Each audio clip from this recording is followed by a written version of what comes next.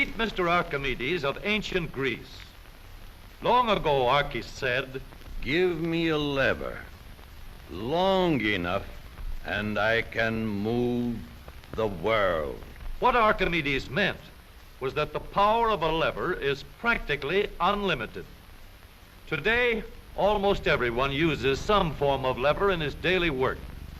The familiar can opener is a lever with a sharp cutting edge. The playground seesaw is just a simple lever too. It takes a lot of force to start a freight car moving, yet the railroad man can start the heaviest freight cars easily with a pinch bar, a powerful lever which turns the wheel. Tough luck, old boy. Here's a place where a lever comes in mighty handy. Let's take the simplest kind of lever, a rigid bar working on a fixed support called a fulcrum. One end of this lever is twice as long as the other. Let's put a 10-pound weight on this end, and now we'll put half as much weight on this end. 5 pounds balance 10. If we have 25 pounds to lift, we just use a longer lever. The 5 pounds will now balance 5 times as much. Let's raise the lever in the air, change its shape a little, and we have a crank. Or we can add a second lever and have a double crank. Now the short arm moves 1/4 the distance, but we get 4 times the force. If we want continuous motion, we need more arms. Now we have levers that turn. The larger paddle wheel makes fewer turns, but it delivers more force. A paddle wheel is nothing but a never-ending series of levers. We can make the wheels stronger and lessen friction where the wheels touch each other by rounding off the edges and shaping them into teeth that will slide in and out smoothly. Now, the power flows smoothly and continuously through spinning leverage of gear wheels. Gears are made in many kinds and many sizes. Little gears, big gears, worm gears, bevel gears, and even lopsided gears. Over 100 million gears are spinning over the roads in the transmissions of our automobiles. The transmission is located right at the bottom of the gear shift lever. Let's start from scratch and put together a model of the gears that we shift in our motor car. The shaft on the left comes from the engine. The shaft on the right carries the power back to the rear wheels.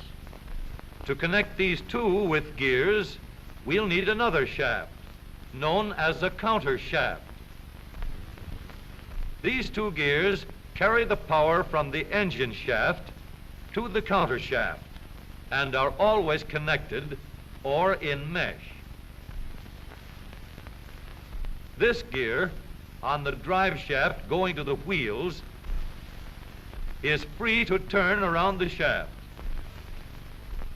We'll put it in mesh with another gear on the counter shaft. These gears are always in mesh.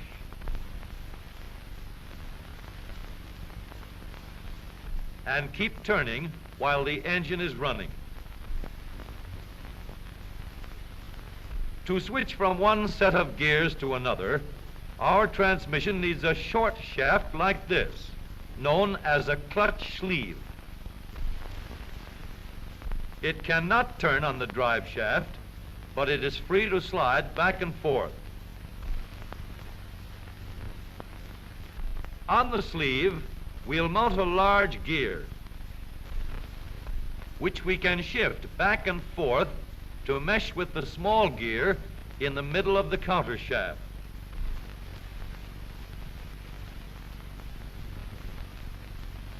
We are now in neutral.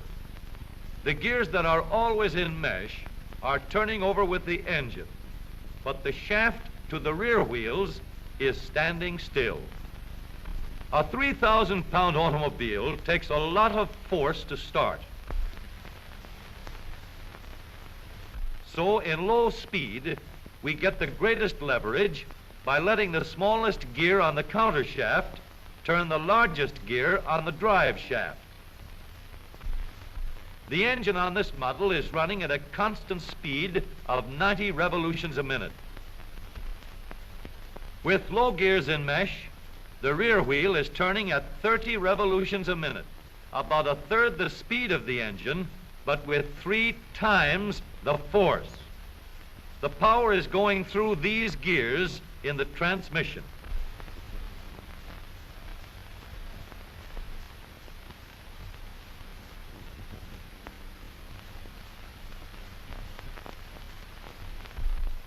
After we've started the car rolling, we want fast pickup. So we shift into second by sliding the sleeve backward to mesh with this gear on the shaft to the rear wheels. The wheel is now turning at 60 revolutions a minute, and the power flows through these gears.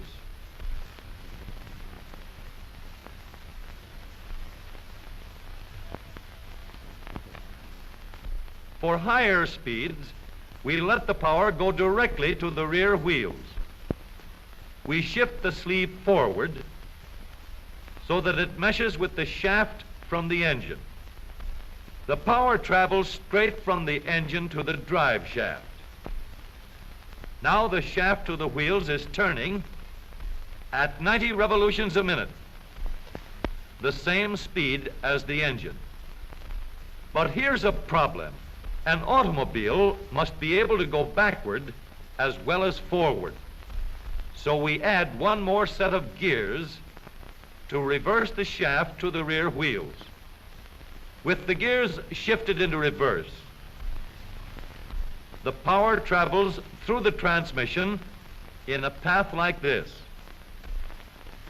We now have 3 sets of spinning levers for going forward and 1 for reverse.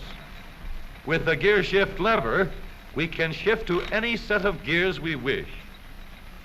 But with all these spinning levers in the transmission came noise and wear. Experts could shift gears quietly by careful timing of the gear shift and the engine speeds, but most of us made plenty of noise until new engineering developments made possible the long series of improvements that followed. When we shifted gears, we got a clash because the gears were not running at the same speed. In other words, not synchronized. So engineers set to work to develop a synchronizer. The synchronizer works like a cork twisted into the top of a bottle. The cork will turn until it is so tight that the bottle turns with it. Synchro mesh works the same way. When we shift into second or high, the synchronizer brings the gears to the same speed before they come together. The drums won't let the gears shift unless they are turning at the same speed. When the gears come together, there is no clash, and the shift is made quietly and easily.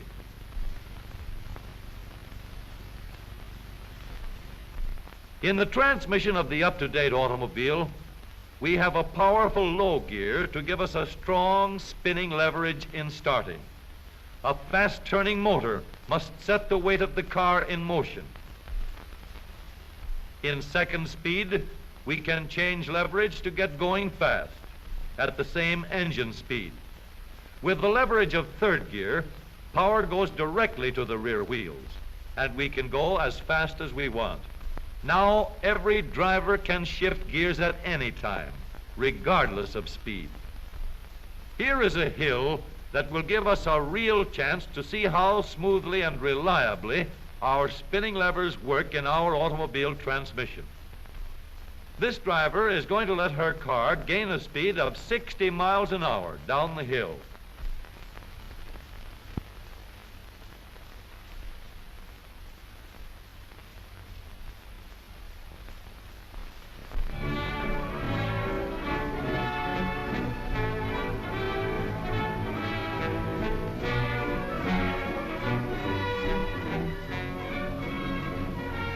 Then she will shift into second speed and bring her car easily and safely under control before it reaches the bottom of the hill.